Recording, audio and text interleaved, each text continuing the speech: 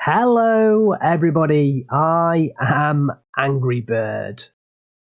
Welcome to a new Steel Division 2 video, and today we are talking tier lists. You guys have been asking for it for a while. Yeah, here's the brand new 1v1 tier list. Thanks to Gonzo, Shaun, Prestor, John, Karma, Amber T, Soloing Pixy, Herr, Robert, Yuejin, Sehandur, and DuroSVK, who supplied a tier list. And I've combined them all together, and we get an average of those, and we get to see who they rank as the best divisions in Steel Division 2. So this tier list is pre-Nemesis DLC. It doesn't include any of the new Nemesis divisions that are on the way as I'm recording this. But it does now include the Tribute to D-Day DLC and the Black Sunday DLC. So that's 12 new divisions coming into this tier list. Let's kick things off. Let's look at the top tier, S tier. None of the top 4 were there previously. We have the 3rd Canadians now at the very top spot. They move up 8 places and now occupy that number 1 spot. We have 3 new divisions. 5th Cavalry Motorizzato in there, the highest Axis ranked division. We have the 7th Mechanized Corps, brand new in for the Russians. And we have the 6th Airborne, brand new with Tribute DLC. That one going in for the Brits. 3rd Guards Tank Corps, they move down 4 spaces and occupy the 5th Division in there. They've occupied the top spot since the start of the game, but they have now been supplanted. But it still shows how much of a quality division they are to continue to remain in that top 5, despite a big shift in the meta favouring more infantry-based divisions, with the 3rd Guards Tank Corps being a clear tank-based division. If we look into A phase now, we have a top 7 divisions. We've got the 44th Guards.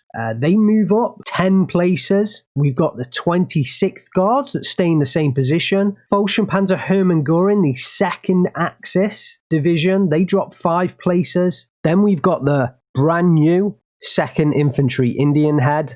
And there has been some disagreements here. Some people ranking it high, S tier. Some people ranking it B tier. So a bit of disagreement. They sit in the middle of A tier, and I think that's fair for now. They are still a strong division. Perhaps, if not quite as strong as when they first released.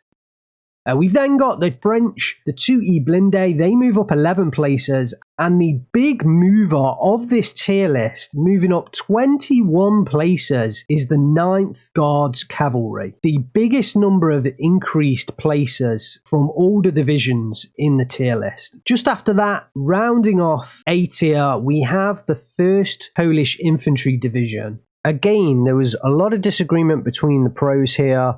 Some people ranking it S and A tier, other people ranking it B tier, other people ranking it C tier. Me personally, I think the kind of bug fix to the IL-237 has hurt this one because it did rely on those planes to take out enemy heavier tanks than the T-34. And I do think this one might drop a little bit further in a future tier list, but we'll have to wait and see. At the moment, bottom of A tier.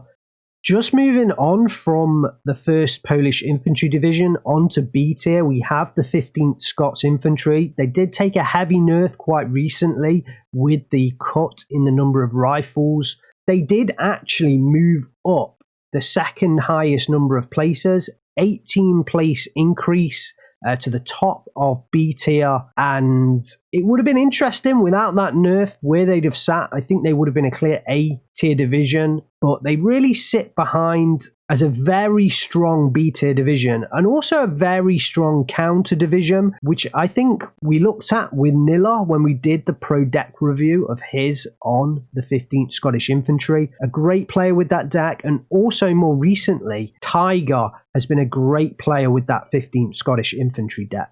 I don't want to go through every division as a whole. There is access to the tier list down below, linked in the description. There's a copy of it available for you to have a look at. So I don't want to waste your time going through it. I will concentrate on the new divisions now. We've spoken about the 5th Cavalry Motorizzato. We've spoken about 7th Mech. 6th Airborne, they all go up as S tier, brand new divisions. 2nd Infantry Indian Head, which comes in at A tier, but I think could also be better than that. It did take a couple of nerfs early on as well. So I think initially when it released, it was in a better position than it is right now. The other divisions that we've mentioned, the remaining new divisions in and B tier, we've got 1st Blindata.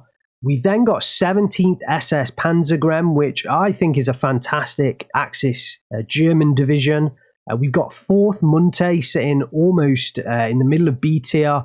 And then right in the middle of the tier list themselves, we have the 3rd Fallschirmjäger and 12th SS Panzer. That is the middle of this tier list. Then after that, we've got Morskaya Grupa Baktina in at the bottom of B tier. Going further on, we've got 1st Panzerner sitting mid C tier. And then finally, bringing up the rear, we actually have the 3 VDV in as the new worst division in Steel Division 2. So it does take over from Tartlik. It's sat right there on the bottom. The pros, they ranked it equally as bad as Tartlik. So they're all the new divisions. I think it's been some strong DLC bringing in here. If we look at the halfway point, which is actually right between 3rd Fallschirmjäger and 12th SS Panzer. So really, we've got 8 new divisions that are in the top half of the tier list and 4 new divisions that are in the bottom half. However, if you look at the 12th SS Panzer and the Morskaya Grupa Baktina, I mean, they're only just in the bottom half of the tier list.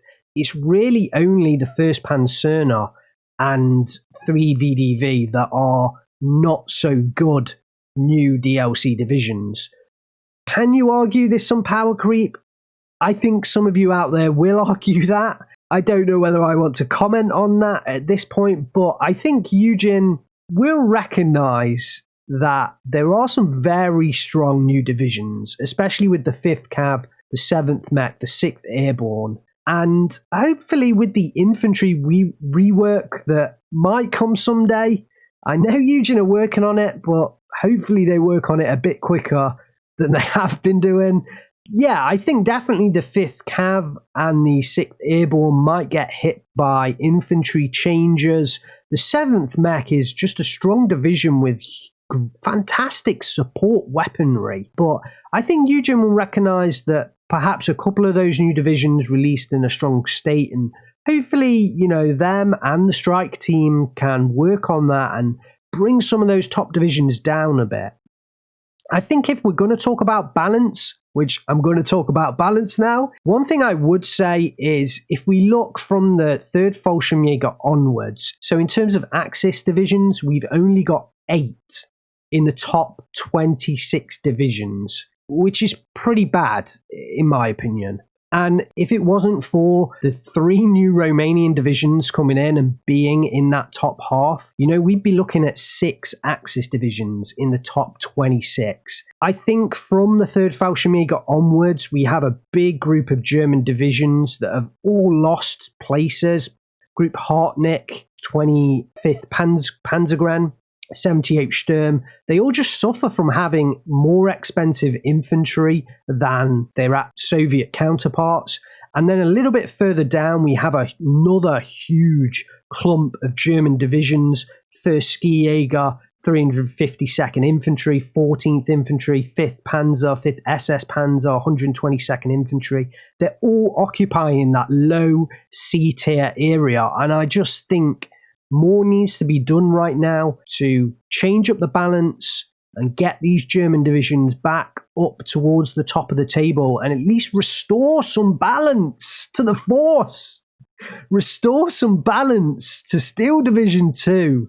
We do see a couple of German divisions in there staying fairly strong. Fallschirmpanzer Hermann Göring, I'm kind of surprised that's so high up in A tier. 28th Jaeger's done fantastically well. I mean, I think the very first tier list we put together, 28th Jaeger, was dead bottom along with 2nd Guards Tank Corps. So that has steadily been rising up the tier list. I'm not sure it will get further from its current position, especially because the infantry meta kind of does favour it because it's an infantry division. 20th Panzer holds its position, and I think that's down to having some cheaper German infantry. They've got both the Ersatztruppen, they've got both the Osttruppen in there at cheaper values. 21st Panzer, they stay strong towards the top of B tier. They have dropped 8 places.